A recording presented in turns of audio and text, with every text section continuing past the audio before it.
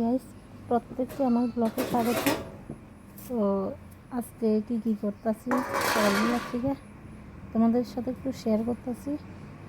তো শরীরটা একটু অতটা ভালো নাই, তারপরে তো সংসারের কাজগুলো করতেই গুছাই গেছে। যাই হোক, সকালবেলা অনেক কাজ আছে। আজকে ঘুরতে যাই ঘরটা শুয়েছে মর্নিং করলাম একটু মর্নিং করে সবাই মর্নিংয়ের আগে আমার সকালবেলা ঘর ঝাড়ু দেওয়া, তারপরে উঠানে ঝাঁপ দেওয়া, গোবরের জল দেওয়া, দুয়ারের জল দেওয়া, এগুলো কমপ্লিট করে একটু কারণ সূর্য ওঠার আগে এগুলো কমপ্লিট করতে হবে। তো কমপ্লিট কইরা তারপরে একটু হাইটটা আইসি। আসার পরে তো এমনিতে আজকে সকালবেলা থেকে কারেন্ট নাই, প্রচণ্ড গরম। তো একটু তারপরে বাইরে রান্নাঘরের যা বাসন টাসন আছে সব কিছু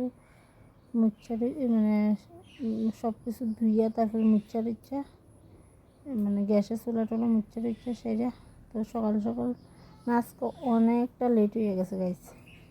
তো আজকে রান্না করার লাগিয়া প্রথমত লতি, আমরা গাছের লতিগুলো আমি কাটতেছি।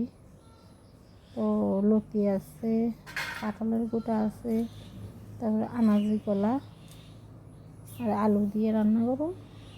আজকে 3টে সবজি 3টে তরকারি হইব। আর একটা আলু ভাজি করো। আর পাশাপাশি আজকে রসুন পেঁয়াজ আর কাঁচামরিচের একটা ভর্তা করুন ফাড়ার মধ্যে বাইটটা। মোটামুটি 4-5 তরকারি হয়ে যাবে। তো আমি অনেকটা টাইম লাগবে, প্রায় আধা ঘন্টাই লাগবে। তো কাঁঠালের গোটাগুলো যদিও বা কাটতে রাখুন, এগুলো আজকে রান্না করতাম না, বা ফ্রিজ আছে, ফ্রিজের মধ্যে রেখে দেবো। তো অনেকটা কাটাকাটি করতেছি, কারণ এগুলো গাছের লতি অনেকটা আঁশ আছে,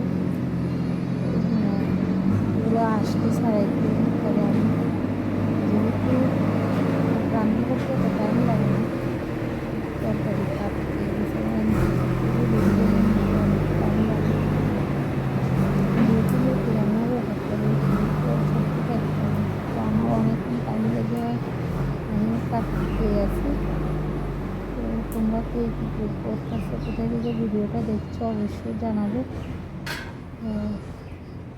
আশা করি এমনিতে সবাই ভালো আছো। আমারও কী করতাম, হঠাৎ করে সর্দি আর ওয়েদারটা চেঞ্জ হওয়া না, একটু পরিবর্তন তো সবারই আসবে। তো যাই হোক, আমার একটু সর্দি হইতে আছে, সর্দি ভাব। তো এর মধ্যে আর কী করার, কাল ডক্টর দেখাইলাম, ওষুধ আনছি। আর